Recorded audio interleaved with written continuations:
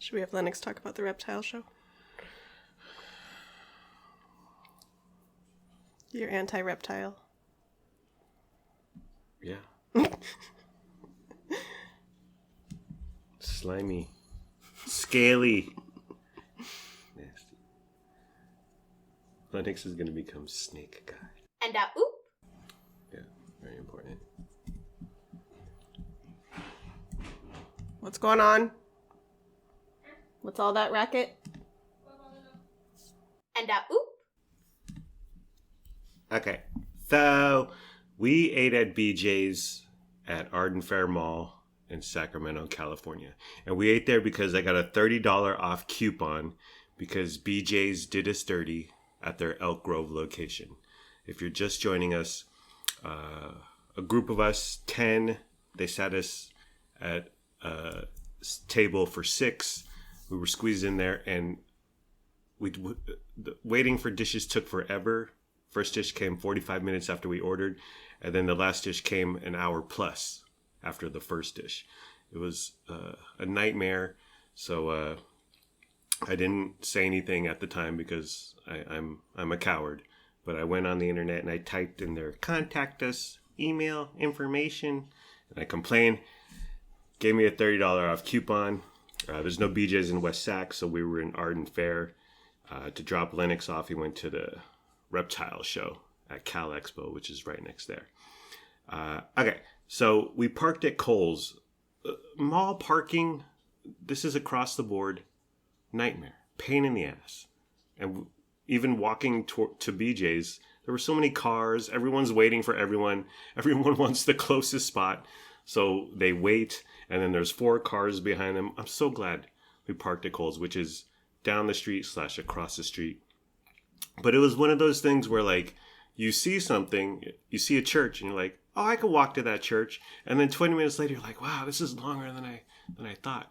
But thankfully, it was low 80s, a little bit of a breeze. It wasn't too hot. We got steps in, like 4,000 total. We got there at 1:30 p.m. or so.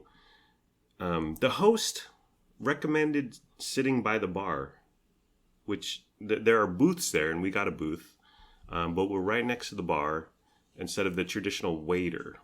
Why did he suggest that? Did you catch? Hi, I'm here, by the way. I just realized honey. I haven't spoken yet. Yes, honey. Why did he do that to us? I have no idea. Why? Like, you used to be a host at Applebee's. Did you ever do that? No. But there's plenty of seating. Yeah. I don't know why he directed us there, but there's plenty of regular table seating and plenty of seating at the bar area, the pub area. But it was good because we were close to the game. Yeah. We were close to the TV. Yeah. Speaking of which, so there were people there when we got there, and then those same people when we left. We were there for 45 minutes to an hour total. But I couldn't imagine, like, watching a football game, which is 3+ hours. On the TV was Dion versus Oregon Ducks, which is a big deal to some people or whatever. But I can't imagine sitting at a bar, which is uncomfortable, a stool, or pub-style seating, which is also uncomfortable because you're so high up, ordering 4 beers over the course of 3+ hours. I wonder how much money... 12 beers over the course of 3+ hours. Yeah, I was wondering how much they order, how much they spend. Yeah. They're there for many hours. Yeah. But these people were like yelling. They were cheering. They were into it. Yeah. They were having fun. I was a little jealous. Yeah. How about loving and cheering for your family?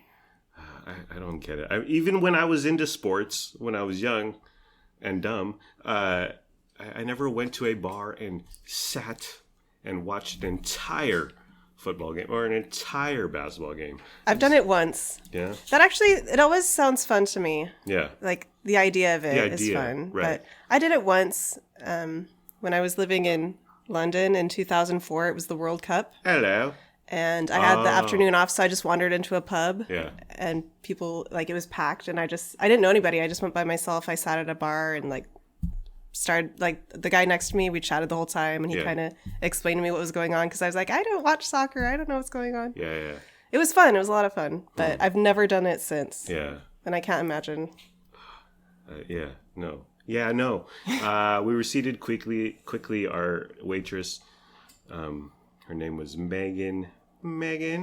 Okay. What did we order? Appetizer. You ordered an appetizer. We ordered an appetizer, but Megan asked, "Do you want the appetizer first?" And you just said, "Bring it on, Megan." Yeah. Bring it on. Drop it like it's hot all at the same time. I just want all my food. Yeah. Give us food we want to eat. You ordered the chicken pot stickers. First of all, she asked if you wanted them pan-seared or fried. Oh, she caught me off guard with that question. Yeah, I didn't know what to say. I've never heard that. I went with pan-fried because Pan-seared. pan-seared. Yeah. It sounded a bit healthier than fried. Right. Fried sounds yummier though, honey. $14.95. For six. Described as, by the way. 6, yes. And a dipping sauce. Described as pan-seared dumplings with chicken, ginger, garlic, yellow chives, green onions, soy ginger dipping sauce, and sesame seeds. Thoughts, feelings, comments, reflections, my love? They were delicious. They were good. Just like any bag of Yeah. pot stickers you buy in the freezer section at your grocery store. Yeah. Anytime I've gotten pot stickers, Yeah. any restaurant, any store, they're always the same. Super consistent. And they're always great. Yeah. Yeah. My beef was, my beef with the chicken pot stickers was the $14.95 price tag. $15. It's an appetizer at a Chinese restaurant. It's $8, $9, $10, $12 tops. If my mom was sitting there at BJ's with us, honey, she just would have SMH put her head in her hands and just shook her head left to right in disappointment. They were fine, but yeah, we buy a bag of pot stickers with like 30 in them every once in a while, and you pan sear them up. Yes, I do. on the stove, and they're a grand old time. Yeah, there's nothing fancy or different about these. Yeah, $15, but they were good. They were good. And then for your meal or entree or whatever, you got the soup and salad combo for $12.25. You opted for the broccoli cheddar soup, which is described as creamy broccoli cheddar soup, jack and cheddar cheese with some parsley as a accoutrement. What did you think of your soup, darling? It was great. It was good. It was grand. This is another item of, like, no matter where you get it, in a can at the store or at your local Subway, whatever, broccoli cheddar soup. Most soups, actually, they're all the same, and they're all good. Yeah. So. While you were consuming it, you asked me, "Is this from a can?" And I responded, "From a can or a bag." But yeah, I mean, they're not chopping up the broccoli. No, definitely not. It was really good though. It was really thick. It had texture. And then you got fresh mozzarella and tomato salad, described as tomato, fresh mozzarella, arugula, red onions, Parmesan cheese, fresh basil, and balsamic glaze. What'd you think of your ensalada, honey? This is my favorite thing that I ate that day. Yeah. The lettuce was really good. The little mozzarella balls, those were a good time. The balsamic was the best part. Yeah, you love the mozzarella. So I got the tri-tip wedge salad. For $20.45. Thank goodness I didn't pay for that. You're talking about $21 for a freaking salad, but it's described as slow roasted sliced sirloin, iceberg lettuce, BJ's peppered BBQ sauce, applewood smoked bacon, blue cheese crumbles, red onions, tomatoes, blue cheese dressing. I subbed balsamic vinegar instead of blue cheese dressing. And then there was some chimichurri sauce on the sirloin steak. So the wedge salad, where does one begin? Why does the wedge salad exist? Now, about a year ago, we went to Jefferson Bar and Grill, which is no longer exists in West Sacramento. But you got a wedge salad, but that was a quarter head of lettuce. It was a wedge, and that's what a wedge salad traditionally should be. Now, my salad it was under the entree salad section of the menu, so it's more of a meal. But I had it was two wedges slammed together. It was a half of a head of Yeah, lettuce. it was like a head of iceberg lettuce cut in half. Yeah. And that's what was on your plate. Yeah. Like the stub and everything. Yeah. Yeah, the core. Oh, the bitter core of the... But traditionally, a wedge salad, it has like the fat bottom, and then it's like a triangle. The point, the thinnest part is at the top. Yeah. And theoretically, you can drizzle stuff, and it'll hit all the parts of the wedge. But when I'm looking at a half a head of lettuce, I'm looking down at it, and it just looks like it's just round, and then all the meat, the brains is facing down on the plate. It was stupid because like the first layer of iceberg lettuce of the wedge was fine. The taste was good, but much like Shrek is an ogre, and ogres are like onions, donkey. We have many layers. There's many layers to a head of lettuce. So after you get past the first layer, which is dressed and lovely, there's 18 more layers of pure raw iceberg lettuce. And I was like, okay, now what? And you're not supposed to eat the core and the stump, because the core is where it's like really white and very bitter in and the kitchen? practically inedible. Yeah. It's like aesthetics over function or sense. And they gave me a steak knife. So I started going to town. I started going to work. I got to cut this damn thing up. That's the stupid thing about a wedge salad. Yeah. You have to use a fork and a knife and cut it. Mm-hmm. Like you shouldn't have to eat a salad with a knife. That just shouldn't happen. It's like them just giving you a whole lobster. It's like, okay, well, I guess I got to start cracking away. But this is a freaking salad. This is a salad. So I started going to work. It's much like the self-checkout aisle. I started doing the job of the restaurant. And So I need to start prying apart. Suddenly I'm like freaking George Clooney in ER. I start doing surgery on these two wedges of lettuce, on this half head of lettuce. I start unfurling. I start peeling away layers, leaves of lettuce. You were done with your salad, so I used your plate. There's not enough room on the plate. I needed a bigger plate, or I needed another plate, because I needed to deconstruct, take apart these layers, these leaves of lettuce, put them on. I put them onto your plate, and then slowly I grabbed a couple leaves, and then I would... Because there was dressing at the bottom of the plate. There's stuff going on at the bottom of the plate. There's bacon, there's dressing, there's blue cheese crumbles, there's all that stuff. But there's not enough room to maneuver, to work.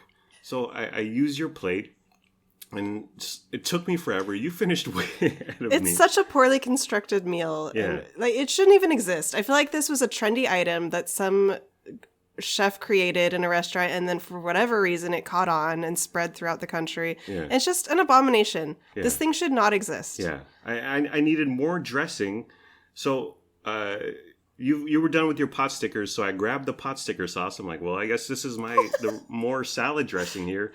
I pour it on. Didn't exactly go with the rest of the salad.